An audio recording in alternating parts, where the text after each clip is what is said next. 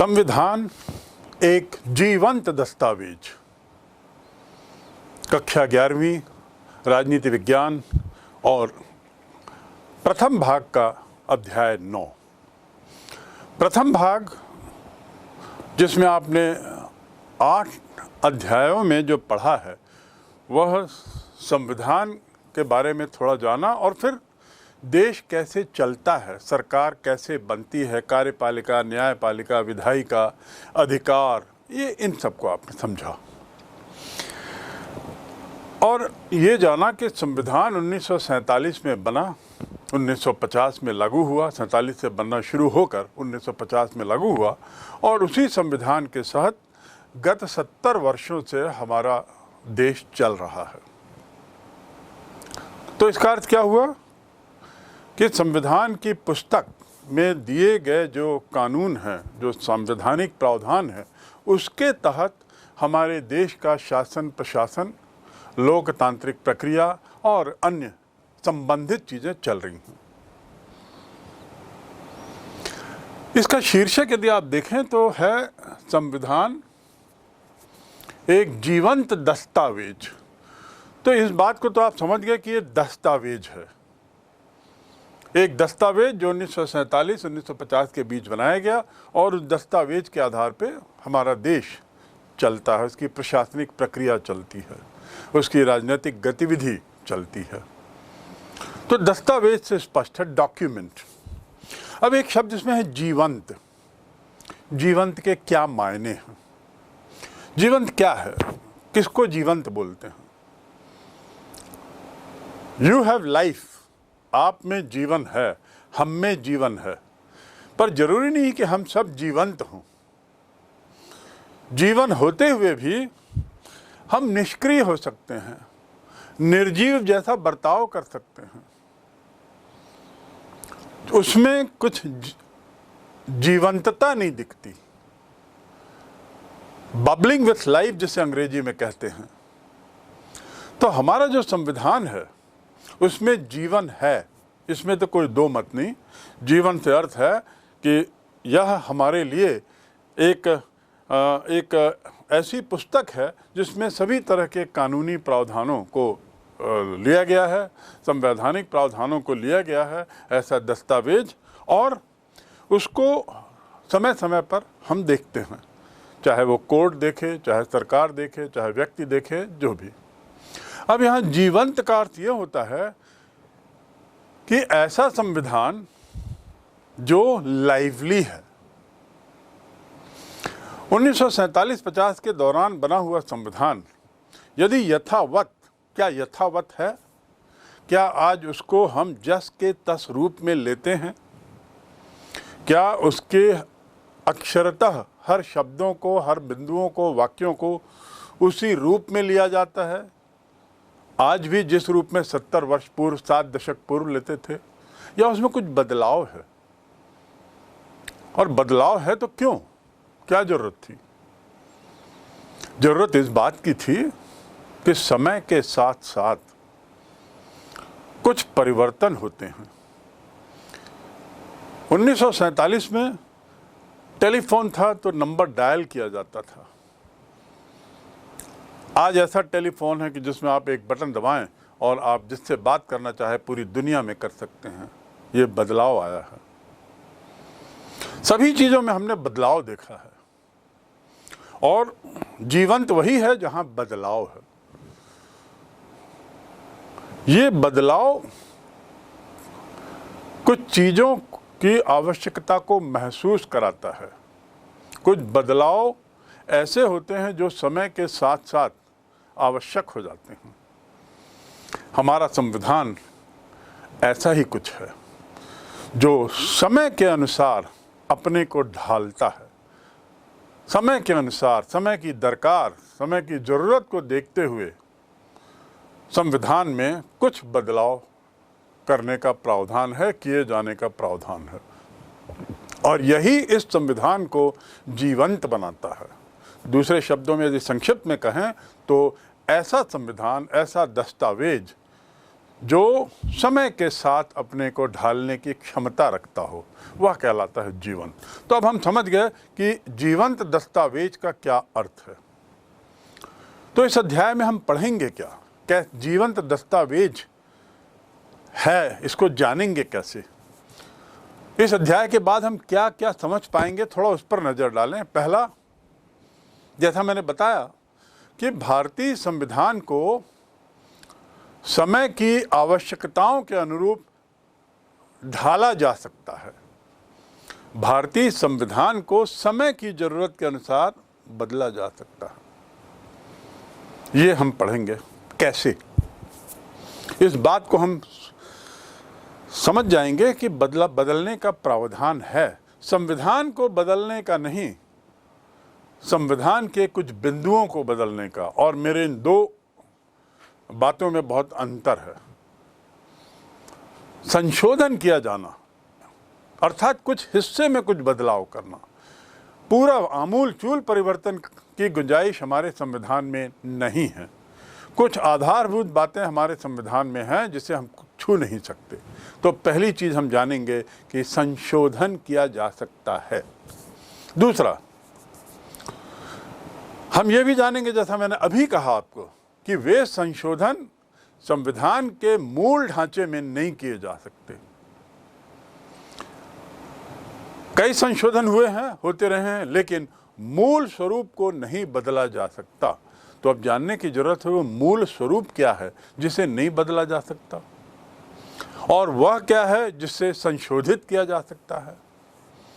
कितना हम संशोधन कर सकते हैं, इसे हम जानेंगे।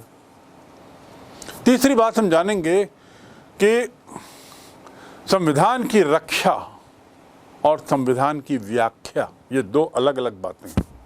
संविधान की रक्षा और संविधान के बिंदुओं की व्याख्या, अर्थात उसके मायने, उसके अर्थ, न्यायपालिका की इसमें महत्वपूर्ण भूमिका है।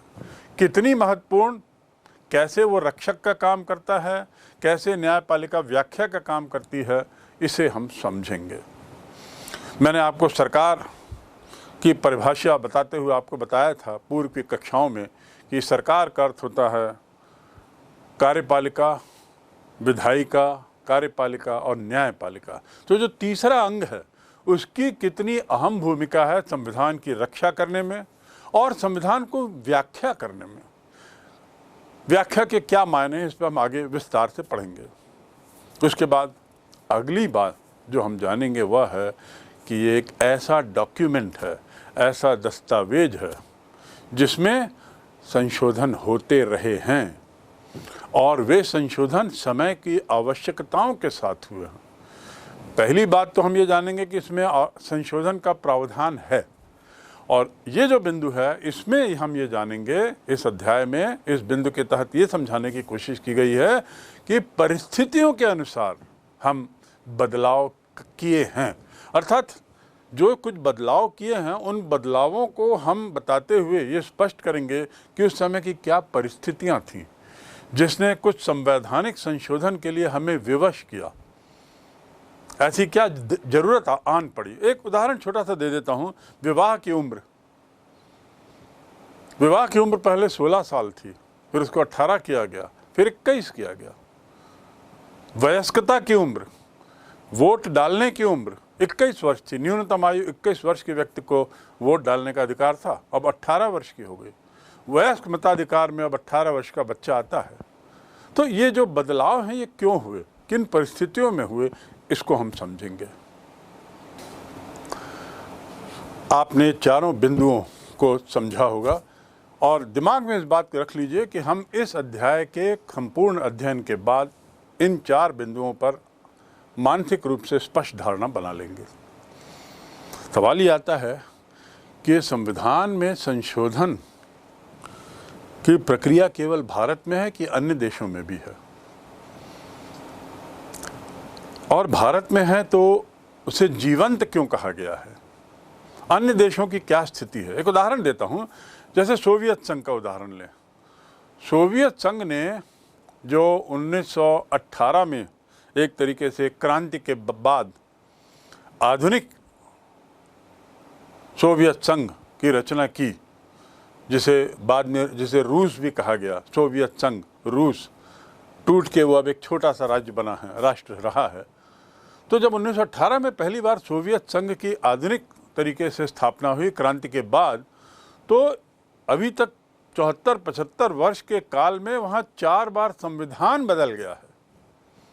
संशोधन नहीं, संविधान ही बदल गया। 1918 में क्रांति के बाद, फिर 1924 में बोल्शेविक क्रांति हुई, फिर 1936 में और अंत में 1977 में, और उसके बाद तो 1991 और 1993 में भी वहाँ का संविधान बदला। ये संविधान परिवर्तन की बात है, संशोधन की बात नहीं। और जब संविधान परिवर्तन होता है तो इसका अर्थ ये है कि आमूल चूल बदलाव, राजनीतिक प्रशासनिक ढांचे में पूर्ण रूपेण बदलाव। मानो राजतंत्र से हटकर गणतंत्र हो जाए, या गणतंत्र से हटकर लोकतंत्र हो जाए, या लोकतंत्र से हटकर कोई और तानाशाही के व्यवस्था को ले लें। इस तरह का बदलाव रूस में हुआ है, सोवियत संघ में हुआ है। 1991 में कम्युनिस्ट पार्टी, यदि हम इतिहास पे थोड़ा जाएं, जो आपने अध्ययन किया होगा राजनीतिक विज्ञान में, कम्युनिस्ट पार्टी का शासन जब समाप्त हुआ तो सोवियत गणराज्य बन गया। और फिर उसके बाद सोवियत गणराज्यों का जब नए सिरे से गठन हुआ तो 93 में एक नया संविधान बना। तो इस प्रकार आप देख सकते हैं कि रूस में कितने बदलाव हुए। वहीं दूसरा, और फिर भी महाशक्ति है, इतने बदलाव के बावजूद पूरा संविधान बदल गया, राजनीतिक प्रक्रिया बदल गई, उसके बावजूद सोवियत संघ एक महाशक्ति बना रहा। फ्रांस की यदि बात करें, वहाँ भी ऐसे गत 200 वर्षों में 1789 में फ्रांस की क्रांति होती है और फ्रांस आधुनिक फ्रांस के रूप में सामने आता है। और उसके बाद वहाँ पे एक तरीके से कहना चाहिए 5 बार वहाँ बदला संविधान। 5th Republic, 4th Republic, 3rd Republic, ऐसा रिपब्लिक मतलब गणराज्य। तो 5 बार वहाँ का संविधान ही बदला गया, नए रूप से नया दस्तावेज बनाया गया पूरा का पूरा। और भी अन्य देश हैं ऐसे जहां संविधान ही बदलने की जरूरत पड़ी, और ऐसे उदाहरण विश्व में ज़्यादा हैं। और शायद इसका एक कारण यह है कि ऐसे बहुत से संविधान जीवंत नहीं हैं, स्टैटिक रहे, स्थिर रहे, स्थायी रहे। और जब स्थायी रहे तो वो समय के साथ अपने को ढालने में असफल रहे, और परिणाम क्या हुआ कि जनता ने या शासन ने पूरे संविधान को बदल दिया। अमेरिका की स्थिति कमोबेश थोड़ी दूसरी रही, इंग्लैंड की स्थिति थोड़ी दूसरी रही। आप जानते होंगे कि इंग्लैंड में लिखित संविधान नहीं है, वहाँ संवैधानिक दस्तावेज नहीं है कोई ऐसा, जैसा कि भारत में एक पुस्तक है, ऐसा नहीं है। फिर वहाँ पे क्या होता है? क्या वहाँ पे संविधान स्थायी है, अपरिवर्तनीय है? इस पर भी हम अध्ययन करेंगे। तो जीवंत, जैसे हम धार्मिक पुस्तकों को लें, चाहे वो रामायण हो या बाइबल हो या कुरान हो, ये स्थायी है, कोई इसमें बदलाव नहीं किया जा सकता। किसी भी पंक्ति के साथ हम और आप किसी तरह की छेड़छाड़ करने के लिए कतई काबिल की तो बात ही दूर, हम उसके लिए पात्रता ही नहीं रखते। संविधान जो है ऐसा नहीं है, संविधान समय के साथ साथ थोड़ा सा बदलाव आता है। यद्यपि वह कानून की बाइबल है, हमारी जो पुस्तक है, कानून की बाइबल कहते हैं उसको, लेकिन ये ऐसी बाइबल है जिसमें हम बदलाव ला सकते हैं। विश्व पटल पर थोड़ा सा जानने के बाद, और हम अब भारत की ओर मुखातिब होते हैं, लेकिन उससे पहले ये बिंदु को मैं और स्पष्ट कर देना चाहूँगा कि इंग्लैंड का जो संविधान है वह लिखित नहीं है, उसका कोई एक दस्तावेज नहीं है। तो फिर वो देश कैसे चलता है? और वह देश जिसे हम मदर ऑफ डेमोक्रेसी कहते हैं, मदर ऑफ पार्लियामेंट कहते हैं आधुनिक विश्व के परिप्रेक्ष्य में, वैसे मदर ऑफ डेमोक्रेसी देखा जाए तो भारत ही होगा, क्योंकि यहाँ सबसे प्राचीन काल से लोकतांत्रिक प्रक्रिया में शासन हुआ है। उदाहरण है बहुत से, लेकिन यदि हम आज की परिभाषा में देखें तो इंग्लैंड को मदर ऑफ पार्लियामेंट कहते हैं, एक डेमोक्रेसी का आधुनिक उदाहरण। वहाँ पर लिखित संविधान ना होते हुए भी परंपराओं के आधार पे, कोर्ट के पुराने निर्णयों के आधार पे, जनता की इच्छाओं के आधार पे, जजेस और वकीलों के बीच होने वाली बहस के आधार पे निर्णय दिया जाता है, कोई कानूनी पंक्तियों के आधार पर नहीं। मैं पुनः दोहरा दूं, परंपराओं के आधार पे, कोर्ट और में वकील और जजों के बीच में होने वाली बहस के आधार पे, जनता की अपेक्षाओं आकांक्षाओं के आधार पे, और उसके साथ ही कोर्ट के जो पुराने रूलिंग्स हैं, कोर्ट के जो पुराने निर्णय हैं, उनके आधार पर, एक सम्मिश्रण के आधार पर जज अपना निर्णय देते हैं। तो वो तो सतत रूप से परिवर्तनशील है, सतत रूप से दिन प्रतिदिन वहाँ बदलाव आता है। अमेरिका की बात करें, अमेरिका 1776 का स्वतंत्र देश है, लगभग 250 वर्ष हो रहे हैं, और 250 वर्ष में उसके संविधान में कोई बदलाव नहीं आया, वही एक संविधान। लेकिन भारत के संविधान और वहाँ के संविधान में कुछ अंतर है। वहाँ के संविधान में पिछले 250 वर्षों के स्वतंत्रता के काल में अमेरिका में मात्र 25 संशोधन हुए हैं। उम्मीद है कि आप संशोधन शब्द का अर्थ समझ गए हैं। संशोधन मतलब अमेंडमेंट, बदलाव, किसी एक हिस्से में बदलाव, किसी एक पृष्ठ में किसी कानून से संबंधित बिंदु पर एक छोटा सा बदलाव, उसे कहते हैं संशोधन।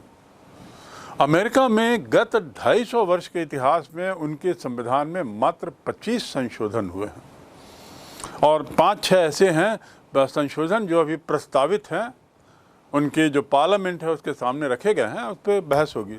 तो कुल मिला के आप 25-30 ही मान लीजिए। और दूसरी ओर भारत में गत 70 वर्षों में 105 संशोधन हो चुके हैं। 105। इसके क्या मायने हैं, इसको हम समझने की कोशिश करेंगे आगे। कि एक इंग्लैंड है जहां लिखित संविधान नहीं है, संशोधन नाम की चीज़ का कोई वहां पे औचित्य नहीं है। एक अमेरिका है जहां पे 250 वर्ष हो गए, मात्र 25 संशोधन। तो क्या उनका संविधान बेहतर है? क्योंकि वहाँ संशोधन की जरूरत ही नहीं पड़ी। वहाँ के संविधान निर्माताओं ने ऐसा संविधान बनाया जो चिरंतन वही है, सतत रूप से वही है। और क्या भारत के संविधान में कुछ खामियां हैं कि संशोधन की जरूरत पड़ रही है? ऐसा निष्कर्ष निकालना शायद गलत होगा, और इसको हम आगे समझेंगे। तो अब हम भारत के परिप्रेक्ष्य में आते हैं। 26 जनवरी 50 को लागू होता है संविधान, और संविधान स्वीकार कब हुआ? 26 नवंबर 49 को, जब पंडित जवाहरलाल नेहरू ने संविधान की पुस्तक पर हस्ताक्षर किए, मूल प्रति पर हस्ताक्षर किए प्रधानमंत्री के नाते, और अपनी स्वीकृति दी। उसके बाद संविधान सभा के सभी सदस्यों ने उसको स्वीकार किया। तो यह तारीख थी 26 नवंबर 1949, और लागू किया 26 जनवरी 50, औपचारिक रूप से देश में लागू हुआ।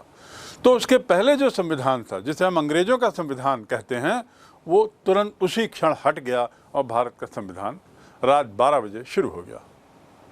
और तब से वही संविधान लगातार चल रहा है। रूस की तरह संविधान में बदलाव नहीं आया, फ्रांस की तरह संविधान में बदलाव नहीं आया। तो एक बात तो ये है कि सतत रूप से हमारा संविधान वही है जो 1947-50 के बीच दरमियान संविधान सभा ने बनाया था। दूसरी बात, हमारा संविधान एक मजबूत संविधान है, और मजबूत संविधान से तात्पर्य यह है कि इसको बनाते समय देश की परिस्थितियों का ध्यान रखा गया। तत्कालीन परिस्थितियों के मद्देनज़र और दूरगामी परिणामों के मद्देनज़र हमारे संविधान निर्माताओं ने ये संविधान बनाया। परिस्थितियों के प्रतिकूल नहीं, परिस्थितियों के अनुकूल बनाया। तो इस प्रकार किसी तरह का विरोधाभास ना हो, अपेक्षाओं और संविधान के बीच में टकराव ना हो, काफ़ी ऐसा प्रयास किया गया और ऐसा लगता है उसमें बहुत कुछ सफल हुए हैं। इसीलिए तो संविधान हमारा स्थायी बना हुआ है। कुछ संशोधन जरूर हुए हैं जो इसे एक जीवंत दस्तावेज कहलाने की संज्ञा देते हैं। अगली बात, संविधान में इस बात की स्वीकार्यता भी की गई है कि जरूरत को देखते हुए हम इसमें संशोधन करें, जिसका जिक्र बार बार कर रहे हैं। वास्तव में ये जो अध्याय है, इसमें यही एक बिंदु पर बार बार आपको समझाने का प्रयास किया जाएगा कि कैसे संविधान के प्रावधानों को समयानुकूल किया जाता है, कैसे उसका समयानुकूल करने का प्रावधान हमारे संविधान में कैसा है। क्या इतना सरल है कि आज इच्छा हुई तो प्रधानमंत्री या सांसद कानून बदल दें, कल इच्छा हुई तो दूसरा कानून बदल दें, या क्या ऐसा है कि किसी भी हालत में कुछ भी हो जाए बदल ही नहीं सकते? वह भी उचित नहीं है, और बहुत सरलता से बदल देना वह भी उचित नहीं है। पर यहाँ पर जो बिंदु आपको अभी समझना है वो ये है कि संविधान में प्रावधान है कि ज़रूरत को देखते हुए हम अनुकूल बदलाव संविधान के कुछ हिस्सों में ला सकें, और यही बात इस अध्याय में लगातार हम दोहराते रहेंगे, आपको समझाते रहेंगे। तो निचोड़ क्या, निष्कर्ष क्या? संविधान एक जीवंत दस्तावेज, इसके मायने क्या हुए? इसको हम इस तरीके से कुछ समझ सकते हैं, भविष्य में आने वाली चुनौतियों का सामना करने में सक्षम है। जैसा मैंने पहले बताया, उसको संक्षिप्त में यही कहा जा सकता है कि भविष्य को ध्यान में रख के चूंकि ये संविधान बनाया गया है, भविष्य में होने वाली चुनौतियों का सामना करने में सक्षम है। दूसरा, ये जो संविधान है ये मात्र कानून नहीं है, उससे कुछ ऊपर है। यद्यपि संविधान के अंदर सारे कानून डले हुए हैं, लेकिन कानून के डालने के बाद संविधान कुछ और ऊंचा दर्जा पाता है, और ज़्यादा वो हमारे लिए बहुत अहमियत रखता है, मायने रखता है। It is beyond law, something more than laws, it's not a bunch of laws. ये केवल कानून का बंडल नहीं है, कुछ और इसका ओहदा है। कानून ही, ये संविधान ही हमारे देश का सर्वे सर्वा है। कानून सर्वे सर्वा नहीं होता, कानून में बदलाव कर सकते हैं, लेकिन संविधान हमारे लिए सब कुछ है। तीसरी बात जो हमने समझी, समय के अनुसार यथोचित बदलाव की गुंजाइश है। मैं बार बार आपको कह रहा हूं कि यही बिंदु बार बार दोहराए जाएंगे इस अध्याय में। तो तीसरी बात इसमें यह है कि समय के अनुसार, ज़रूरत के अनुसार, आवश्यकता के अनुसार बदलाव की गुंजाइश इसमें रखी गई है। हमारे संविधान निर्माताओं ने ऐसा प्रावधान रखा है। चौथी बात इस संविधान में जो दी गई है वह भी बहुत अहम है, वह है सरकारों के कामकाज की रूपरेखा। संविधान केवल कानूनों का बंडल नहीं है, इसमें सरकार कैसे काम करेगी, प्रशासन कैसे चलेगा, प्रशासनिक ढांचा कैसे होगा, ये भी बड़ा स्पष्ट है। आप देखें, प्रशासनिक ढांचे में राष्ट्रपति से लेके नीचे तक, पंचायत तक का पूरा विस्तार से इसमें संविधान में दिया गया। आपने भाग 1 में जो कुछ अध्याय पढ़े उसमें आपने विधायिका को पढ़ा, कार्यपालिका पढ़ा, न्यायपालिका पढ़ा, और भी अन्य अंग, अन्य प्रशासनिक ढांचे के बारे में जानकारी ली। ये सब हमारे संविधान में समाहित है, हमारे संविधान की पुस्तक में समाहित है। तो रूपरेखा, सरकारों के कामकाज की रूपरेखा भी इसमें है, इसलिए संविधान एक जीवंत दस्तावेज बन जाता है। और अंतिम बात, जहां मैंने एक और कहा कि भविष्य में आने वाली चुनौतियां, उनके समाधान की गुंजाइश इसमें है, वहीं दूसरी ओर ये संविधान ऐसा है कि जब वो बनाया जा रहा था तो उस समय आई हुई समस्याओं का भी इसमें निराकरण किया गया, समाधान निकाला गया, रास्ता निकाला गया।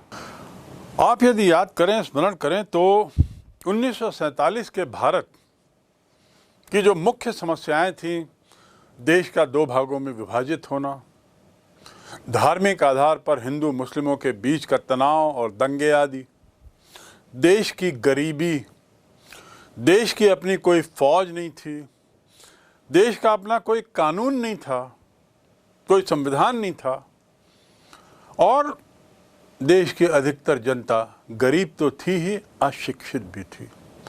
अब ये अशिक्षित गरीब लोगों के लिए क्या संविधान, क्या कानून, जो लोग 2 जून की रोटी के लिए संघर्ष कर रहे हैं, वो क्या कानून समझेंगे? उन तक वो कानून कैसे पहुंचा जाएगा? क्योंकि कानून तो जरूरी है, उसका पालन। बिना कानून के लॉ एंड ऑर्डर की समस्या आ जाएगी। बिना कानून के तो चारों तरफ दुर्दशा हो जाएगी, व्यवस्था चरमरा जाएगी। तो इसलिए पर जरूरी यह था कि कानून कैसे पहुंचाया जाए, कितनी सरल भाषा में बनाया जाए, किन मुद्दों पर कानून बनाया जाए। तो उस समय की समस्याएं जो थी, ये 5-6 समस्याओं के मद्देनजर हमारे संविधान निर्माताओं ने संविधान बनाने का प्रयास किया और बहुत सफल हुए। इन 5-6 समस्याओं, तत्कालीन समस्याएं जो मुंह बाए खड़ी थी, और ऐसा लगता था कि देश इससे पहले की दूसरी अपनी स्वतंत्रता की वर्षगांठ मनाए रह पाएगा कि नहीं। ऐसी स्थिति में इतनी बड़ी समस्याओं के सामने संविधान निर्माताओं ने न केवल देश ही चलाया बल्कि संविधान भी बनाया। ये वही लोग थे जो देश के प्रशासन में भी शामिल हुए और उसके बाद उसके साथ ही साथ संविधान सभा में संविधान बनाने में भी मदद की। ड्यूअल रिस्पॉन्सिबिलिटी, दोहरी जिम्मेदारी को बखूबी निभाने का काम और उसका समाधान निकालना उस समय की समस्याओं का। अंतिम जीवंत दस्तावेज कहने का अंतिम जो कारण है वह है संविधान संशोधन के विभिन्न तरीके भी इसमें बताए गए हैं। संविधान संशोधन की अनुमति ही नहीं है इसमें, हमारे संविधान में, हमारे संविधान पुस्तक में संविधान संशोधित कैसे किया जाए इसके प्रावधान हैं, इसके तरीकों को बताया गया है, विभिन्न तरीके बताए गए हैं उसमें, उसकी भी प्रक्रिया को ब्लैक एंड व्हाइट में लिख दिया गया है। 3 तरीके हैं जिसका हम आगे अध्ययन करेंगे। तो अब आप समझ गए होंगे अच्छी तरह कि जीवंत दस्तावेज के क्या मायने और क्यों हम अपने संविधान को जीवंत कहते हैं, और साथ ही साथ ये भी समझ गए होंगे कि क्यों हमारा संविधान अक्षुण्ण अबाध गति से अभी तक चल रहा है और किसी तरह की कोई ऐसी संवैधानिक समस्या नहीं आई जिसका निराकरण संविधान के जरिए, संवैधानिक प्रक्रिया के जरिए न हो पाया हो। संविधान जीवंत दस्तावेज तो है, ये हम समझ गए। जीवंत के अलावा इसकी एक बहुत बड़ी खूबी है और वह है संतुलित दस्तावेज है। हम किसी चीज में जान दे दें, उसमें लाइफ दे दें, तो उसको जीवन तो मिल गया, पर आवश्यक नहीं है कि उसके सभी अंग समान रूप से, सुचारू रूप से कार्य कर रहे हों। रही बात संविधान की, ये भी जीवंत है, बदलाव का प्रावधान है, कुछ बिंदुओं के बदलाव का, लेकिन साथ ही साथ ये भी सुनिश्चित किया है हमारे संविधान निर्माताओं ने कि यह दस्तावेज संतुलित रहे। और संतुलित का क्या अर्थ है? संतुलित भोजन, संतुलित आहार, एक तो होता है पौष्टिक आहार और एक होता है संतुलित आहार। केवल पौष्टिक आहार खाने से ही हम बलवान हो जाएंगे या हमारा शरीर सुगठित हो जाएगा, जरूरी नहीं है। आप देखते हैं बहुत से लोग जिम जाते हैं और गत कई महीनों से आप लोग सुन रहे होंगे कि जिम में गए हुए बहुत से लोग वहीं के वहीं निढाल होकर गिर पड़े और स्वर्गस्थ हो गए। शरीर तो मजबूत था उनका, पौष्टिक भोजन करते थे, पर शायद संतुलन की कमी रही होगी कहीं। तो रही बात हमारे संविधान की, मान लीजिए कि हमारा संविधान बहुत संतुलित संविधान है। इसके पक्ष में क्या बातें हैं? पहला कि इतना लचीला है कि समय के साथ इसमें बदलाव लाया जा सकता है। मैंने एक बिंदु पूर्व में बताया था कि क्या हमारी जब इच्छा हुई प्रधानमंत्री जी की तो बैठे बैठे वो क्या कोई सा नया कानून बना देंगे? इतना सरल तो नहीं है। लेकिन हाँ, यदि प्रधानमंत्री जी या सरकार चाहती है कि कुछ संविधान के इस प्रावधान में बदलाव लाया जाए, उसकी ज़रूरत है, तो एक प्रक्रिया से गुजर के वो संवैधानिक बदलाव किया जा सकता है। तो उसे हम कहेंगे कि संविधान लचीला है, उसमें इलास्टिसिटी है। लचीला मतलब क्या होता है? जो जिम्नास्टिक्स करते हैं उनका शरीर बहुत लचीला, लोच रहता है, उसमें लचीला हो जाता है, कई तरह से बेंड कर सकते हैं, मोड़ सकते हैं अपने शरीर को। स्प्रिंग हो या रबर हो, वो लचीला होता है, पर एक सीमा तक। यदि रबर को आप लचीला मानते हुए ज़्यादा मोड़ दें, वो टूट जाएगा। तो इतना लचीला भी नहीं है हमारा संविधान कि वो टूट जाए, दम तोड़ दे।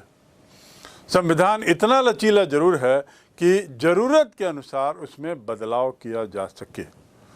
संतुलित दस्तावेज का पहला बिंदु लचीलापन, ज़रूरत के अनुसार। 3 बिंदु याद रखें, लचीलापन, ज़रूरत के अनुसार, संतुलित दस्तावेज का एक पैमाना है। दूसरा,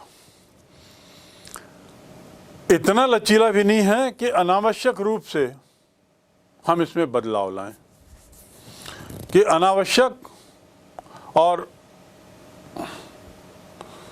पृष्ठपेषित बदलाव लाते रहें।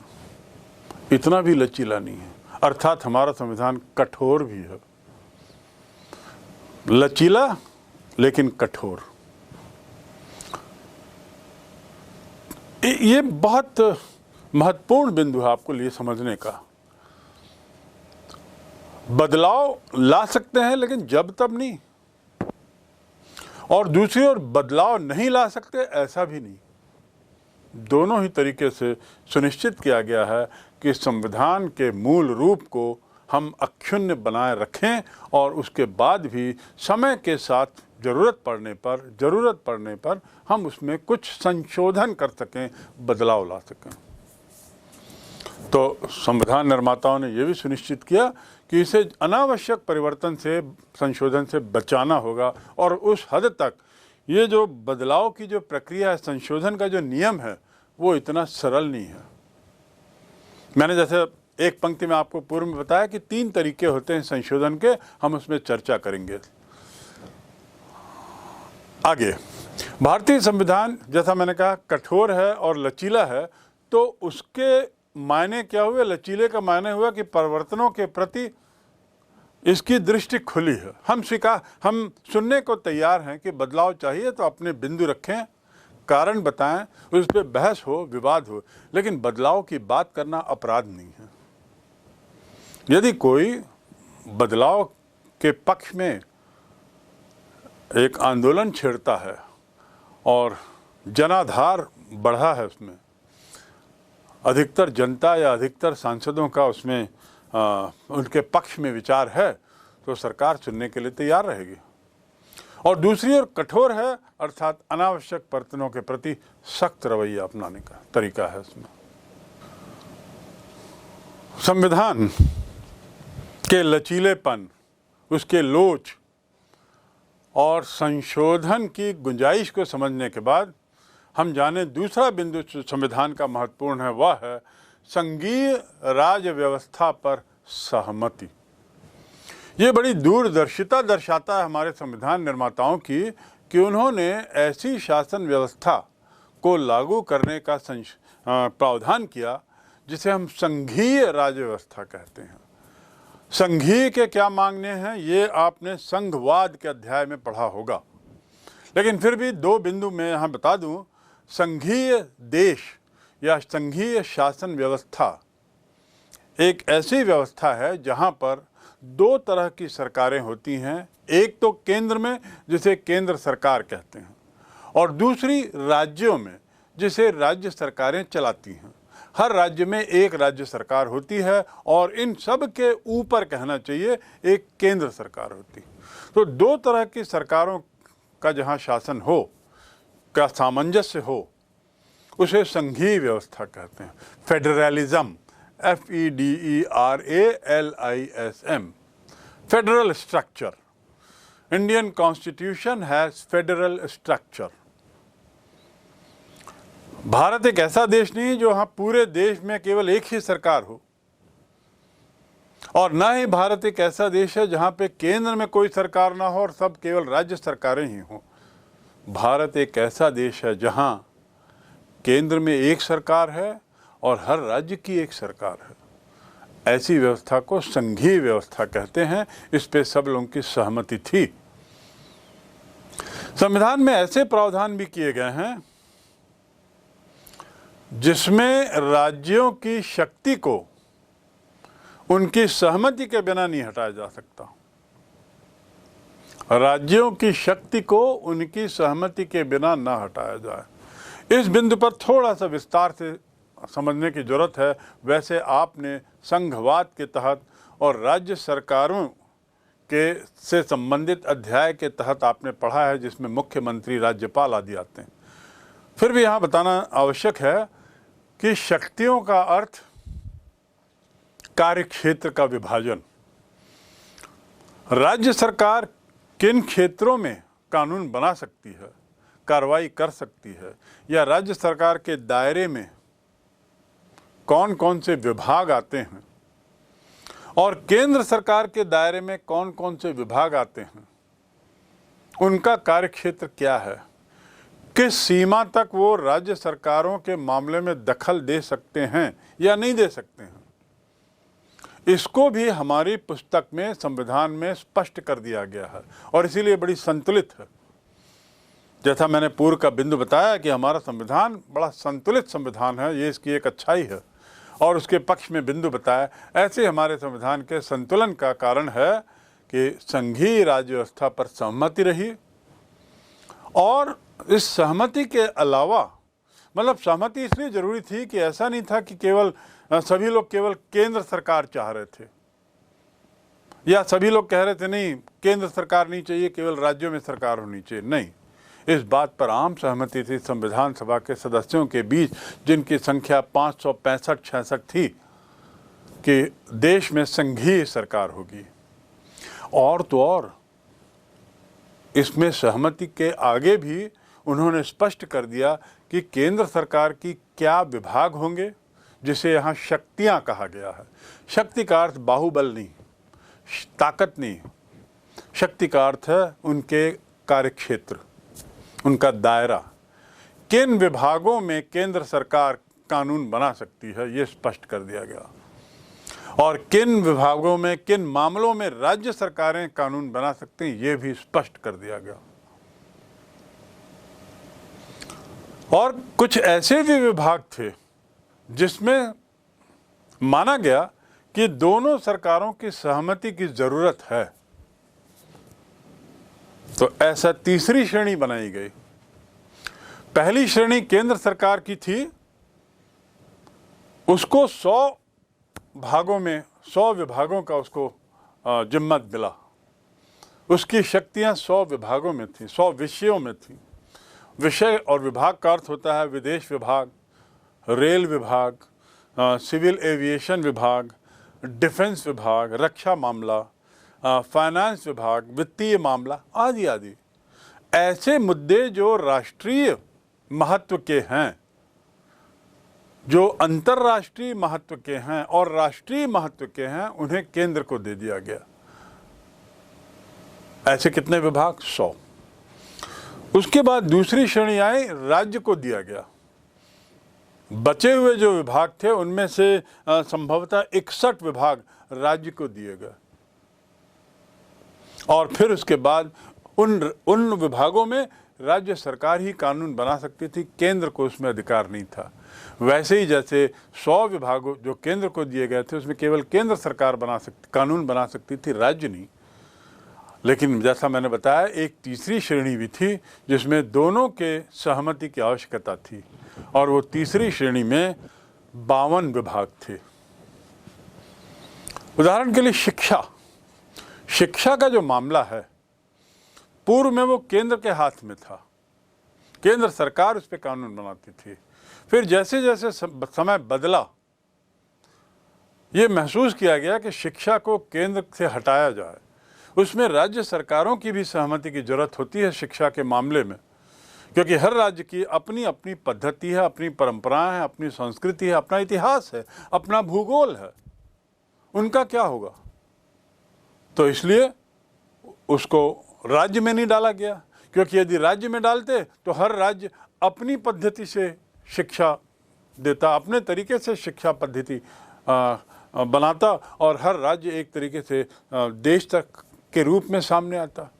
तो इन समस्या से बचने के लिए शिक्षा को तीसरी सूची में डाला गया, समवर्ती सूची जिसे कहते हैं। ये सूची कुछ नहीं, शक्ति है। तो कहने का तात्पर्य यह है कि संविधान के जीवंत होने का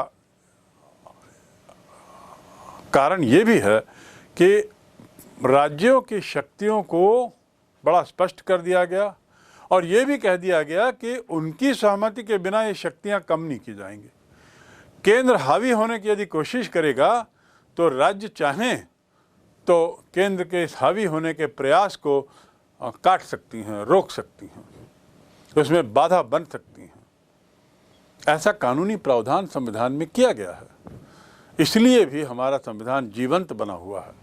टकराव की स्थिति जब आती है कानूनों को लेकर, विशेषकर समवर्ती सूची के विषयों पर, उदाहरण के लिए शिक्षा के मुद्दे पर, यदि कभी राज्य और केंद्र के बीच में टकराव आए तो सहमति बनाने की ज़रूरत महसूस की गई है और उसका प्रावधान किया गया कि किस तरीके से सहमति पाई जा सकती है, अर्जित की जा सकती है।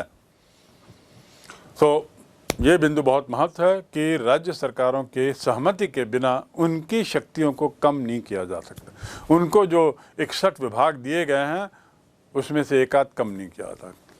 इसके अलावा कुछ ऐसे पक्ष हैं कि केंद्रीय महत्व के कि संविधान संशोधन के दायरे से उसे बाहर रख दिया जाए।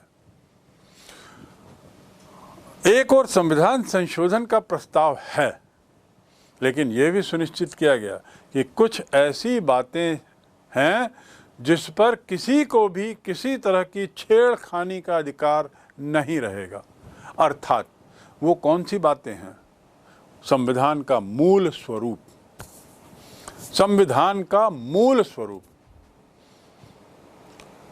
ये मूल स्वरूप में किसी भी तरह का संशोधन न केंद्र कर सकता है, न राज्य कर सकता है और न ही दोनों मिलके कर सकते हैं, कोई नहीं कर सकता।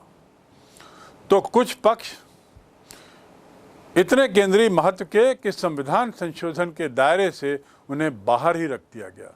संविधान संशोधन के दायरे से बाहर रख देने का अर्थ ये सुनिश्चित कर देना कि किसी भी तरह की सरकार संविधान के मूल रूप में किसी भी तरीके से परिवर्तन न कर सके। इसीलिए भी हमारा संविधान जीवंत बना हुआ है और वही संविधान सतत रूप से चल रहा है, अबाध गति से वही संविधान चल रहा है, क्योंकि मूल ढांचे को कोई छू नहीं सकता। अब वो मूल ढांचा क्या है, इस पर आगे चर्चा करेंगे। इसके अलावा कुछ मामले ऐसे भी हैं जो बड़े सामान्य रहते हैं, उसमें बदलाव करना सरल कर दिया गया। सामान्य तरीके से आप इसको बदल सकते हो, ऐसा भी कर दिया गया। हर बार, क्योंकि रोज परिवर्तन हो रहे हैं, सामाजिक परिवर्तन, राजनीतिक परिवर्तन, आर्थिक परिवर्तन, ये परिवर्तनों का जो झड़ी लगी हुई है बदलाव की, इसमें यदि रोज रोज उस कठिन प्रक्रिया को लाया जाए संविधान में संशोधन का, जिसका प्रावधान किया गया है, तो कानून बनाने में बहुत समय लग जाएगा। तो जो सामान्य मुद्दे हैं जिस पे कानून में कुछ बदलाव करना हो, ऐसे सामान्य मुद्दों में कानून बदलाव की प्रक्रिया को बड़ा सरल रखा गया है। कुछ मामले इतने सामान्य मान लिए गए हैं कि संसद इन सामान्य कानूनों को बनाकर स्वयं संशोधन कर दे। संसद में जो भी दल बहुमत में है, जिसकी सरकार है, वो हाथ उठा के यदि कह दे कि हाँ ये हमें स्वीकार है, तो बदल गया। पर ये किन स्थितियों में? सामान्य कानून, सामान्य मामलों में। इसीलिए लचीलापन है, अच्छा लचीलापन है, लेकिन इतना भी नहीं कि वो टूट जाए। वो क्या है, इसको कैसे रोका गया है, इस पर आगे हम बात करेंगे। एक और हमारा संविधान लचीला है। उम्मीद है कि आप लचीले का अर्थ समझ गए होंगे। इलास्टिसिटी, रबर के गुण, जिसे हम बेंड कर दें। प्लास्टिक का पाइप होता है ना, किसी भी दिशा में मोड़ देते हैं और फिर वो वापस अपनी जगह पे आ जाता है। तो लचीलापन तो है,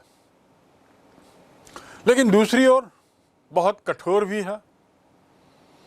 तो इसके बीच में सामंजस्य बैठाने के लिए, ये सुनिश्चित करने के लिए कि संशोधन की प्रक्रिया को बड़ा हल्का ना लिया जाए और या संशोधन की प्रक्रिया को बहुत कठिन मानते हुए संशोधन ही ना किया जाए, ये दोनों ही स्थितियां बड़ी खतरनाक हैं। यदि रोज रोज संशोधन होते रहा तो एक अगली समस्या खड़ी हो जाएगी। वैसे भी 70 वर्षों में, जैसा मैंने बताया, 105 संशोधन हो गए हैं। वहीं अमेरिका में 250 वर्षों में मात्र 25 संशोधन। क्या उचित क्या अनुचित, मैं इस पर यहाँ नहीं टिप्पणी करना चाहता, पर इतना समझ लें कि यदि इसको इतना कठोर भी बना दिया जाए संशोधन की प्रक्रिया को कि लोग संशोधन करने से ही कतराएं, तो क्या होगा? एक दिन संविधान को आमूलचूल रूप से बदल देने की बात आ जाएगी और उसी की स्थिति को कहते हैं क्रांति। उसी स्थिति को कहते हैं क्रांति। रूस में यही हुआ, सोवियत संघ में यही हुआ, फ्रांस में भी यही हुआ। वहाँ पर समय के साथ साथ जो सत्ता पक्ष था उसने कानूनी प्रावधानों में बदलाव नहीं किया और परिणाम क्या हुआ? जनता सड़क पे आ गई, क्रांति हुई और पूरा कानून बदल दिया, पूरा संविधान बदल दिया। भारत में वैसी स्थिति नहीं आने के लिए हमारे संविधान निर्माताओं ने संविधान में ही ये संवैधानिक प्रावधान किया है कि 3 विभिन्न तरीके हैं जिसके तहत हम संविधान में संशोधन कर सकते हैं। पहला तो मैंने आपको बता ही दिया, सामान्य, अर्थात संसद में प्रस्ताव को रखो, यदि सामान्य मुद्दे हैं तो सामान्य बहुमत के आधार पर कुछ अनुच्छेदों में एक प्रक्रिया के तहत बदलाव कर दो। हमारा जो संविधान है उसमें 22 अध्याय हैं, 22 पार्ट्स, और 395 से ज़्यादा आर्टिकल्स हैं। और उसके बाद उसमें जिसको बोलते हैं अपेंडिक्स, वो 8 थे, अब तो 12 हैं। जब संविधान निर्माताओं ने संविधान बनाया और देश को सौंपा गया तो उस समय 8 उसमें अनुच्छेद थे। अनुच्छेद अंग्रेजी में से कहते हैं अपेंडिक्स। और यही संशोधन का परिणाम था कि अब 8 के बदले यहाँ 12 अपेंडिक्स हो गए। 4 कुछ मुख्य मुद्दों को संविधान में आखिरी में जोड़ा गया। ये संशोधन के ही कारण संभव था। तो पहली प्रक्रिया, सिंपल मेजॉरिटी ऑफ एमपीज इन लोकसभा राज्यसभा, बहुमत के आधार पे सामान्य मुद्दों में बदलाव लाना हो तो एक प्रक्रिया को फॉलो कर लो, हो जाएगा। वो प्रक्रिया बड़ी सरल है, उस पर विस्तार से जाने की जरूरत नहीं है, पर ये तरीका ये है। अब दूसरा क्या है? संविधान संशोधन की प्रक्रिया में दूसरा तरीका क्या है? दूसरा तरीका है दोनों सदनों में। कौन से दोनों सदन? संसद के दोनों सदन, पार्लियामेंट के दोनों सदन, लोकसभा और राज्यसभा, इनमें अलग अलग विशेष बहुमत के आधार पर मतदान हो। विशेष बहुमत का अर्थ क्या होता है? 2/3। केवल बहुमत नहीं, स्पष्ट बहुमत मतलब क्या होता है? आपने पढ़ा होगा रोज कि स्पष्ट बहुमत से वह प्रस्ताव पारित हो गया। स्पष्ट बहुमत का अर्थ ये होता है जितनी संख्या है उसका आधा प्लस 1 जितनी संख्या का आधा प्लस 1। जैसे लोकसभा में 545 हैं, 545 उसका आधा कितना हुआ? 273 या 272 प्लस 1, एक ही ज़्यादा हुआ। एक मत से भी ज़्यादा यदि उसको पड़ गया तो वो प्रस्ताव पारित मान लिया जाएगा सामान्य स्थिति में। लेकिन ये जो दूसरी पद्धति है उसमें 2/3 की जरूरत है। और संसद के 2/3 नहीं, याद रखेंगे, संसद के दोनों सदनों में अलग अलग तरीके से, अलग अलग बैठकर राज्यसभा में 250 अलग बैठ के प्रस्ताव पास करें 2/3 बहुमत से, लोकसभा में 545 लोग अलग बैठकर प्रस्ताव पास करें 2/3 बहुमत से, तब जाके उसे पारित माना जाएगा, और वह भी अनुच्छेद 368 के तहत। तो ये थोड़ी कठिन प्रक्रिया है। और कठिन क्यों है कि बहुमत दल लोकसभा में, जहाँ पे चुनाव से लोग आते हैं, वो यदि कोई सा प्रस्ताव पास करना चाहता है, कोई सा कानून बदलना चाहता है, संशोधन करना चाहता है, और अन्य दलों को ये प्रस्ताव उचित नहीं लगता, और इन अन्य दलों का यदि राज्यसभा में बहुमत है, तो वो वहाँ इस प्रस्ताव को खारिज कर देंगे, संशोधन को, प्रस्तावित संशोधन को खारिज कर देंगे, तो ये कानून ही नहीं बनेगा, संशोधन ही नहीं होगा। ऐसी स्थिति में ये केंद्र सरकार के लिए जरूरी हो जाता है कि दोनों सदनों में उसका बहुमत हो अलग अलग, और या दोनों सदनों में उसके प्रस्ताव पर सहमति रहे विभिन्न दलों के बीच। तो दलों को अपने पक्ष में लाना एक बड़ा कठिन काम होता है। इसीलिए कहा जा रहा है कि जो दूसरी पद्धति है वो थोड़ी जटिल है, जहाँ पे विरोधी दलों का सहयोग या राज्यसभा में 2/3 बहुमत वाली बात आवश्यक है। अब तीसरी पद्धति क्या है? अभी आपने पहली पद्धति देखी, उसमें संसद को अधिकार दे दिया गया कि उसको जो बदलना हो बदल ले बहुमत से, सादे बहुमत से। और लेकिन वो मामले वही होने चाहिए, सीधे साधे सरल मामले, कोई ज़्यादा कॉम्प्लेक्स कानून ना हो। दूसरी स्थिति में मैंने आपको बताया फिर से संसद को ही अधिकार हैं, लेकिन मेजॉरिटी 2/3 हो, 2/3 लोगों का सपोर्ट मिले और अलग अलग। थोड़ा कठिन हो गई ना प्रक्रिया।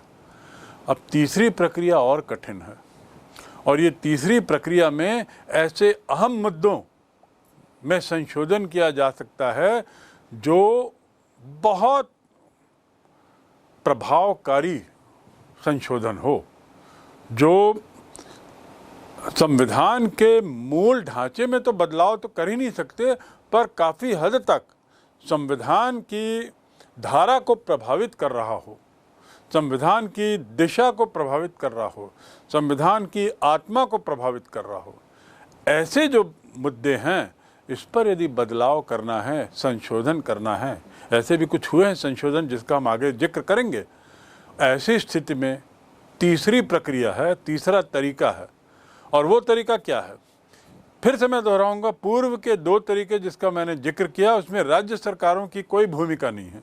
यद्यपि देश संघीय है, फेडरल है, राज्य सरकारों का भी अपना अस्तित्व है, वजूद है, लेकिन जब ये संशोधन की बात होती है तो सामान्य कानून के संशोधन में और कुछ हद तक थोड़े और बड़े कानून के संशोधन में राज्य सरकारों की कोई भूमिका नहीं। लेकिन यदि मूल ढांचे को छूता हुआ कोई संवैधानिक संशोधन दिखता है तो, या बहुत अहम मुद्दा कोई दिखता है तो, ऐसी स्थिति में विशेष बहुमत के अलावा, अर्थात संसद में अलग अलग पारित हो 2/3 से, इसके अलावा आधे राज्यों की सहमति भी जरूरी है। देश में कितने राज्य हैं? 28। जम्मू एंड कश्मीर 29वां राज्य था। 370 धारा लगने के बाद जम्मू कश्मीर राज्य नहीं रहा, कम से कम आज की तारीख तक नहीं है, वह केंद्र शासित हो गया। तो 29 के बदले 28 राज्य हो गए, और 8 के बदले 9 केंद्र शासित प्रदेश हो गए, क्योंकि जम्मू कश्मीर यहाँ आ गया। तो यदि 28 राज्य हैं तो 14 राज्यों की सहमति भी चाहिए होती है बहुत खास मुद्दों पे। वो भी स्पष्ट किया गया है किन किन मुद्दों पर, जिस पर आगे चर्चा होगी। ये हो गया तीसरा तरीका। तो अत्यंत विशिष्ट मुद्दों पर राज्य सरकारों की सहमति भी जरूरी है, और राज्य सरकारों की सहमति कितनी? कम से कम आधे राज्य सहमति दें। और आधे राज्य की सहमति का अर्थ ये नहीं कि राज्य के मुख्यमंत्री यदि केंद्र सरकार के ही दल के हैं तो वो सब हाँ हाँ कह देना।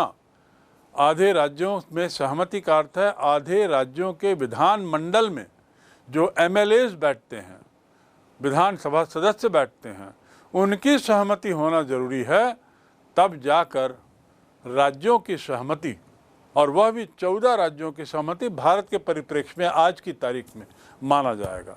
नियम कहता है आधे राज्यों की सहमति, वह भी पुनः धारा 300 अनुच्छेद 368 के तहत, 368 के तहत। तो इस प्रकार ये 3 तरीके संविधान संशोधन के हैं, बहुत लचीला, फिर थोड़ा कम लचीला, और फिर बिल्कुल ही लचीला नहीं, बहुत कम। और इसीलिए हमारा संविधान जस का तस बना हुआ है। अंदर की कुछ लाइनें बदल गई हैं समय के साथ, ज़रूरत के अनुसार, पर मूल ढांचा वही है। तो संक्षिप्त में हमारा संविधान जीवंत है। जीवंत होने का मुख्य कारण उसमें संशोधन का प्रावधान है, और संशोधन 3 प्रकार से हो सकता है। साधारण बहुमत द्वारा, संसद का साधारण बहुमत, संसद का विशेष बहुमत, और तीसरा संसद का विशेष बहुमत और राज्य विधानसभा, आधे राज्यों की विधानसभा की संस्तुति की सहमति की अनुमति, उसके बाद संशोधन। अब आपके मन में ये कौतूहल जरूर बना हुआ होगा कि आखिर सामान्य मामले का अर्थ क्या है। ऐसे कौन से मामले हैं जिसमें संसद की सामान्य बहुमत से कानून बन जाए या संशोधन हो जाए।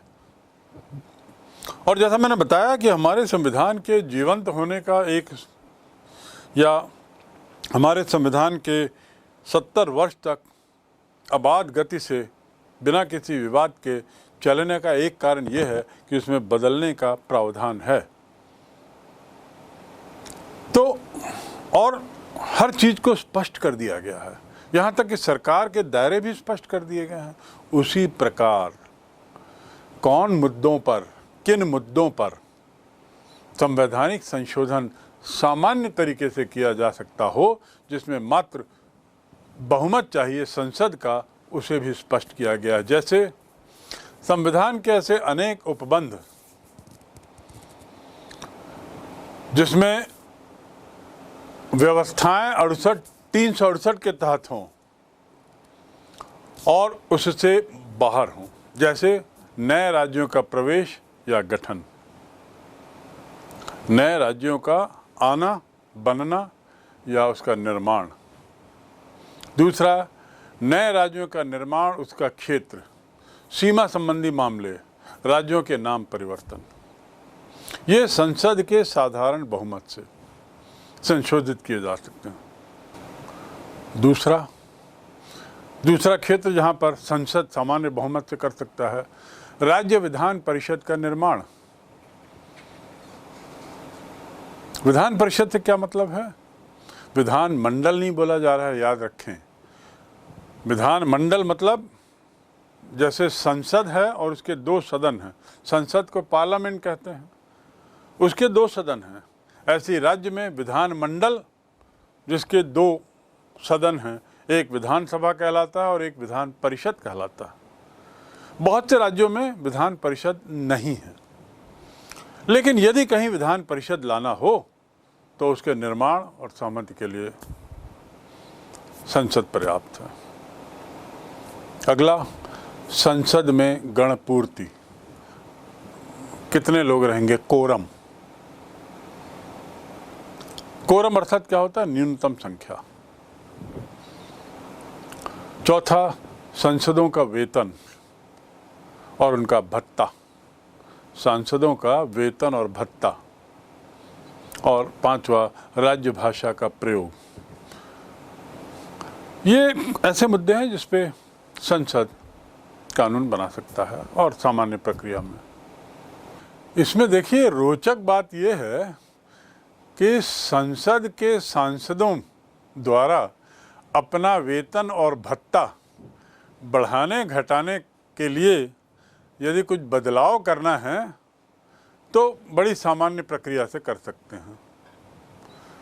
और इसी का परिणाम है कि सांसदों की तनख्वाह, उनकी सुविधाएं, उनके साजो सामान में काफ़ी वृद्धि देखी जा रही है।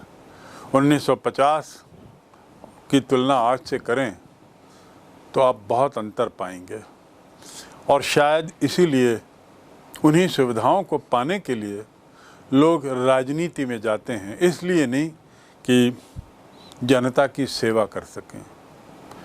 खैर, ये मुद्दा थोड़ा सा अलग है, लेकिन ये बिंदु मैंने इसलिए उठाया आपको कि आपको याद रहे कि सामान्य प्रक्रिया के तहत वेतन भत्ते वाला मामला, कभी यदि आपको सवाल पूछा जाए तो कम से कम ये मामला आप रख सकते हो उदाहरण के रूप में। अब दूसरा तरीका जो था विशेष बहुमत का, केवल संसद का विशेष बहुमत, उसके तहत कौन कौन से मुद्दे आ सकते हैं। पहला, संशोधन विधेयक के पक्ष में मतदान करने वाले सांसदों की संख्या सदन के कुल सदस्यों की संख्या कम से कम आधी होनी चाहिए। अब देखिए, विशेष बहुमत की जब बात हुई तो उसमें भी एक प्रावधान किया गया है कि जो सदस्यों की संख्या और सदन की संख्या अलग अलग है, ये दो अलग बिंदु हैं। सदस्यों की संख्या का अर्थ क्या है? कितने लोग उपस्थित हैं उनकी संख्या। और कुल सदस्यों की संख्या का अर्थ क्या है? लोकसभा के कुल सदस्य कितने होने चाहिए? 545। उपस्थित कितने हैं? मान लीजिए 300, 150 लोग अनुपस्थित हैं, तो अब उपस्थित सदस्यों की संख्या कम से कम आधी होनी चाहिए। उपस्थित सदस्यों की संख्या। बिंदु है, संशोधन विधेयक के पक्ष में मतदान करने वाले सदस्यों की संख्या सदन के कुल सदस्यों की संख्या की कम से कम आधी हो। यह कौन से तरीके में आता है? विशेष बहुमत वाले मामले में। दूसरा, संशोधन का समर्थन करने वाले सदस्यों की संख्या मतदान में भाग लेने वाले सदस्यों की संख्या का 2/3 हो। मैंने आपको पूर्व में बार बार कहा 2/3, 2/3। आप सोच रहे होंगे कि अभी तो आपने आधा कहा। मैंने आधा कहा उपस्थित होने वाले सदस्यों की संख्या कम से कम आधी हो सदन के। अब जो लोग उपस्थित हैं, उपस्थित सदस्यों में 2/3 लोग संशोधन के प्रस्ताव में यदि हाँ कहते हैं तभी वो पारित माना जाएगा संशोधन। उपस्थित लोगों में 2/3। संशोधन का समर्थन करने वाले सदस्यों की संख्या मतदान में भाग लेने वाले सभी सदस्यों की 2/3 होनी चाहिए। उम्मीद है आप समझ रहे होंगे इसको। देखिए, मैं फिर से इसको बताता हूं। विधेयक के रूप में मतदान करने वाले सदस्यों की संख्या, मतदान करने वाले सदस्यों की संख्या कुल सदस्यों की संख्या का आधा। अर्थात यदि हम वर्तमान लोकसभा की बात करें तो 545 हैं, 545 का आधा होता है 273। 273 लोग कम से कम वहाँ होने चाहिए, तब जाके संशोधन की बात आगे बढ़ेगी या संशोधन पे बातचीत होगी, मतदान होगा, अन्यथा नहीं होगा। तो पहली जरूरत तो यह है कि उपस्थिति आधी कम से कम होनी चाहिए। आधी किसकी? सदस्यों की कुल संख्या का आधा। ये तो एक शर्त हो गई। दूसरी शर्त, अब यदि कुल 273 लोग उपस्थित हैं यदि, तो 273 में 2/3 लोग पक्ष में मतदान करें। तो 273 का 2/3 पक्ष में मतदान करें, ये आवश्यक है। 2/3 मतलब 2/3 हिस्सा। और तीसरी जरूरत जो है विशेष बहुमत के लिए, वह है दोनों सदनों में स्वतंत्र रूप से यही प्रक्रिया दोहराई जाए, जो प्रक्रिया मैंने अभी बताई। कुल संख्या का आधा, और जो आधे उपस्थित हैं या जितने भी उपस्थित हैं जिनका न्यूनतम आधा होना ही चाहिए, और फिर उपस्थित सदस्यों का 2/3 प्रस्ताव के पक्ष में। ये दोनों सदनों में अलग अलग होना चाहिए। अब ये बात इसलिए बोली जा रही है क्योंकि कई बार ऐसा भी हुआ है कि दोनों सदनों को एक साथ बैठाया गया। जब राज्यसभा ने किसी प्रस्ताव का विरोध किया तो लोकसभा और राज्यसभा के सदस्यों को एक साथ बैठा दिया गया और ऐसी स्थिति में केंद्र सरकार अपने पक्ष में मतदान करवाने में सफल हो गई। वो दूसरा राजनीतिक मुद्दा है, लेकिन अलग अलग दोनों में 2/3 बहुमत मिले, 2/3 लोगों का यस मिले, तभी वह संशोधन पारित माना जाएगा। तो ये तो हो गया विशेष बहुमत के लिए क्या स्थिति है, क्या नियम है। दूसरे शब्दों में इसका अर्थ ये हुआ कि संयुक्त सत्र बुलाने का प्रावधान इस मामले में नहीं है। इसके लिए संयुक्त सत्र, जो मैंने बताया ना कि दोनों सदनों को कभी कभी एक साथ बैठाया गया, 250 इनके और 545 उनके, कई बार ऐसी स्थिति आई, पर यहाँ पर संयुक्त सत्र बुलाने का प्रावधान नहीं है। इसका अर्थ यह है कि जब तक प्रस्तावित विधेयक, प्रस्तावित बदलाव, इस पर सहमति नहीं बन जाए, तब तक इसे पारित नहीं किया जा सकता। किनकी सहमति? दोनों सदनों की अलग अलग सहमति। जो विधेयक ला रहा है, विधेयक मतलब क्या होता है? प्रस्ताव, कानूनी प्रस्ताव, जिस पर मतदान के बाद मुहर लगती है और कानून बनता है या संशोधन बनता है, उसे कहते हैं विधेयक। तो सरकार ये सुनिश्चित करती है कि भाई हम इस विधेयक या प्रस्ताव को लाने के पहले सुनिश्चित कर लें कि लोकसभा में उसे उपस्थित सदस्यों का 2/3 मिलेगा कि नहीं। क्योंकि उनका बहुमत लोकसभा में रहता है, सामान्यतया उनको लोकसभा में तो मिल जाता है, सहयोग मिल जाता है, सहमति मिल जाती। दिक्कत होती राज्यसभा में, जहां की चुनावी प्रक्रिया ऐसी है कि विरोधी दल अधिकतर हावी रहे हैं और विरोधी दलों के सदस्यों की संख्या ज़्यादा रही है।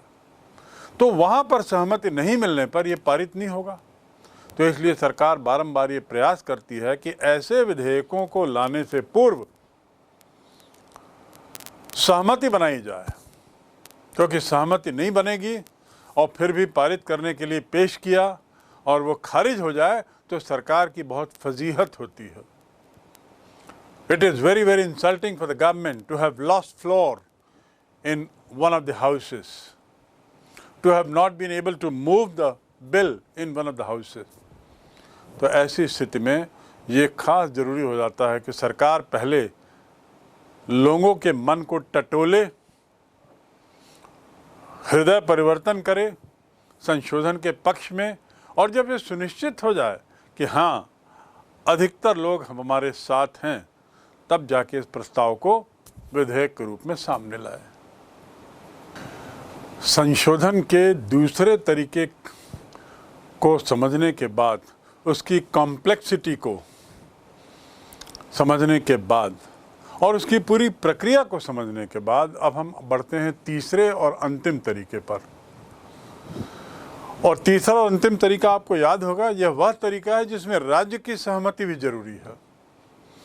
मात्र सांसदों की सहमति नहीं, मात्र दोनों सदनों की सहमति नहीं, बल्कि आधे राज्यों की सहमति जरूरी है। अर्थात इस मामले में यदि विधेयक लाना है सरकार को, तो सुनिश्चित करना होगा कि कम से कम आधे राज्य उनके पक्ष में मत दें, अन्यथा वही बात होगी जिसका मैंने पूर्व में कहा कि राज्यसभा में यदि पारित नहीं हुआ तो सरकार की फजीहत होती है।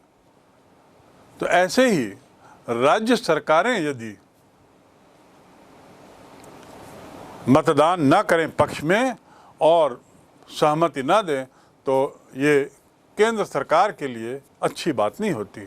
तो यहाँ पर विशेष बहुमत, जैसा दूसरे तरीके में बताया गया उस तरीके से पहले बहुमत मिले दोनों सदनों में अलग अलग, और उसके बाद आधे राज्यों का अनुमोदन, न्यूनतम आधे राज्य। राज्यों और केंद्र सरकार के बीच शक्तियों के वितरण से संबंधित या जन प्रतिनिधित्व से संबंधित उसमें कुछ बदलाव करना हो तो राज्यों की अनुमति जरूरी है। देखिए कौन सा मुद्दा है जिस पे राज्यों की सहमति जरूरी। राज्य और केंद्र के बीच के शक्तियों का जो विभाजन जो मैंने बताया, जिसमें केंद्र के पास 100 शक्तियां हैं और राज्य के पास 61 हैं, कहीं केंद्र सरकार इसमें कुछ बदलाव यदि लाना चाहती है, यदि सोचती है कि राज्य के ये अधिकार को हम ले लें, संघ में केंद्र को थोड़ा मजबूत बनाएं, यदि ऐसा सोचती है तो स्वतंत्र है सोचने के लिए, लेकिन उसको क्रियान्वित करने के लिए जरूरी है कि वो राज्यों की सहमति प्राप्त करे, राज्यों की अनुमति उसे मिले।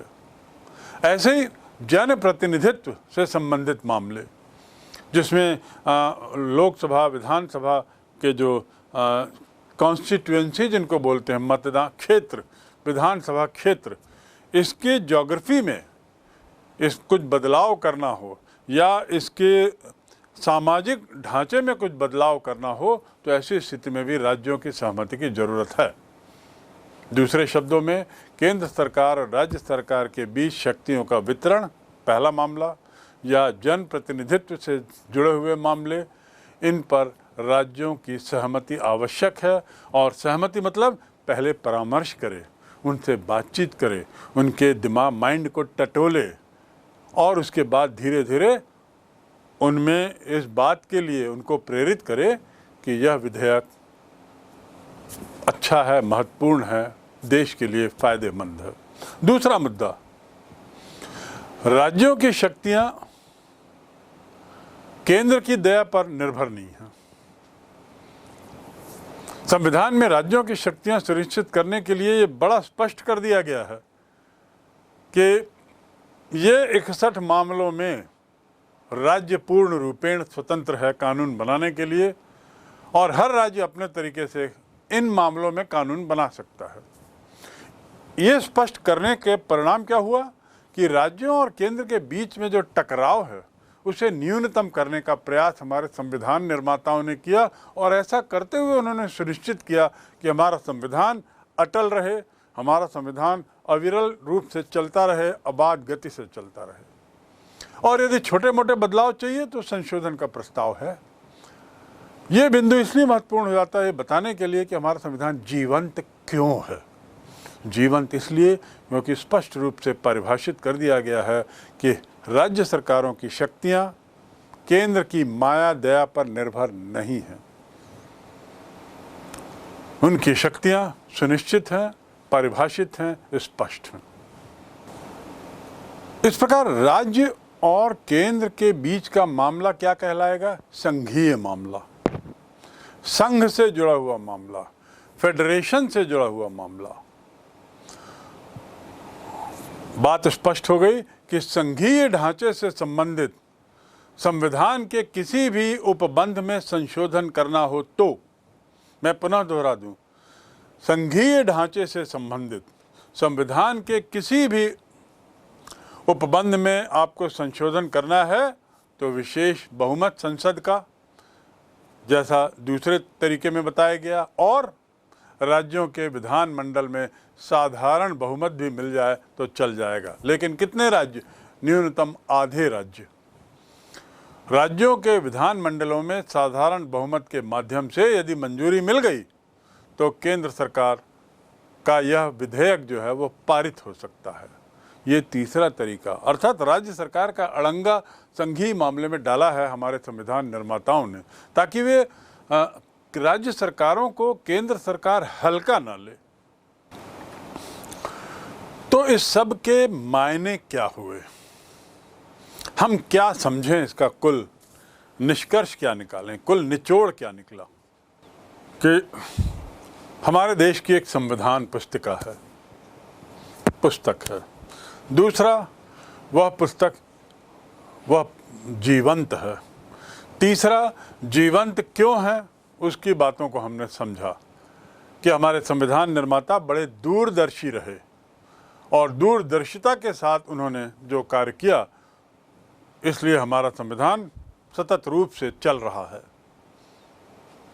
चौथा, इसका अर्थ ये नहीं कि हमारा संविधान बड़ा कठोर है, उसमें बदलाव नहीं किया जा सकता। इसका अर्थ ये है कि संविधान में बदलाव नहीं किया जा, संविधान को नहीं बदला जा सकता, पर संविधान में बदलाव किया जा सकता। मैं फिर से बोल दूं, संविधान को नहीं बदला जा सकता, लेकिन संविधान में कुछ बदलाव संभव है। और यही जो संभावना है, ये हमारे संविधान को जीवंत बनाती है। और पांचवा, ये जो बदलाव है, इसकी एक निश्चित प्रक्रिया है। इस निश्चित प्रक्रिया में चूंकि संघीय ढांचा है, राज्यों को भी अधिकार दिया गया है। राज्यों को भी वही अहमियत दी गई है जो केंद्र की है। इसमें बेशक कोई मत नहीं कि केंद्र के पास 100 मामले हैं या 100 विभाग हैं या 100 विषय हैं और राज्य के पास 61 विषय हैं, पर आपको ये मानना पड़ेगा कि रेलवे, विदेश नीति, रक्षा नीति, ऐसे जो बहुत से मामले हैं, इसमें राज्य को देना उचित ही नहीं होगा और इसलिए उनके शक्तियों की संख्या उस हद तक थोड़ी कम है। लेकिन उनको अधिकार दिया गया है, जहाँ तक संघीय मामले हैं उसमें किसी तरह के बदलाव में राज्यों को अधिकार है।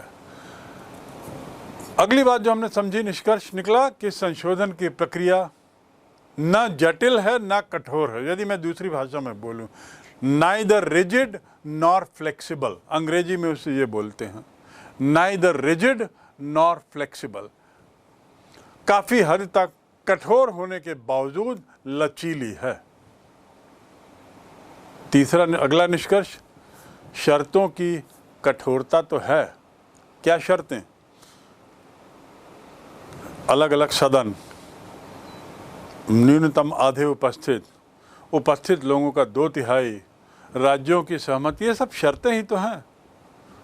तो शर्तों की कठोरता और बड़ी कठिन शर्तें हैं, इसीलिए इतना सरल नहीं हमारे यहाँ संशोधन। यद्यपि मैं फिर से दोहरा रहा हूँ, 105 संशोधन मात्र 70 वर्ष में हो गए हैं, पर इस पर हम आगे चर्चा करेंगे कि ये वाजिब है, गैर वाजिब है, संख्या है, क्या है। इसके बावजूद तो समझना यह है कि कठोरता के बावजूद संशोधन की प्रक्रिया जो है इतनी कठिन भी नहीं कि अव्यावहारिक हो जाए, संभव है। और संभव है इसीलिए 105 संशोधन हो गए। हाँ, उन संशोधनों में कुछ संशोधन पहली प्रक्रिया के तहत हुए, पहले तरीके के तहत, कुछ संशोधन दूसरे तरीके के तहत, कुछ संशोधन तीसरे तरीके के तहत, जिसका अध्ययन हम आगे करेंगे कि कौन से संशोधन किन तरीकों के तहत किए गए और क्यों किए गए, इसका अध्ययन आगे होगा। फिलहाल हम इतना समझ लें निष्कर्ष के रूप में कि शर्तों की कठोरता के बावजूद संशोधन की प्रक्रिया अव्यावहारिक नहीं है, प्रैक्टिकल है, संभव है। इतना कठिन भी नहीं बना दिया कि लोग जरूरत पड़ने पर भी बदलाव न ला सकें। और अंतिम है, भारतीय संविधान इसीलिए कठोरता और लचीलेपन का अभूतपूर्व, अनपैरेलल्ड, इसको याद रखें और इस बात के लिए गर्व करें कि भारतीय संविधान, Indian constitution, is neither rigid nor flexible, it is a very judicious mixture of rigidity and flexibility, and that is why it is unparalleled। और इसीलिए यह अभूतपूर्व उदाहरण है। हम न अमेरिका के पिछलग्गू हैं संविधान के मामले में, न इंग्लैंड के, न रूस के, न फ्रांस के। एक ऐसा देश जो डेमोक्रेसी जैसी व्यवस्था को लेकर, जहां पर निर्णय लेने में की गति बहुत धीमी है, वहाँ पर भी हम इतने सफल रहे हैं। और आज 70 वर्ष में एक भी बार ऐसी स्थिति नहीं आई जहाँ पर संविधान को खतरे की बात महसूस की गई हो।